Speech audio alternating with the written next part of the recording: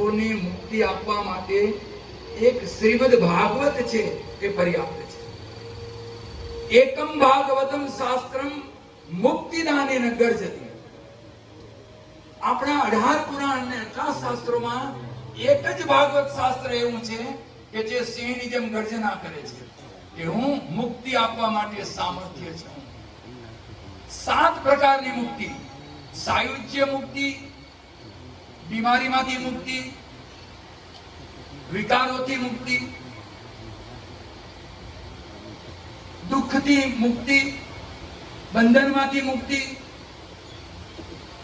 મૃત્યુ પામેલા દિવંગત પિતૃ દેવતાઓની મુક્તિ, અને આપણે જીવતે જીવતા કથા સાંભળીએ એટલે આપણી જીતે જી મુક્તિનો અનુભવ.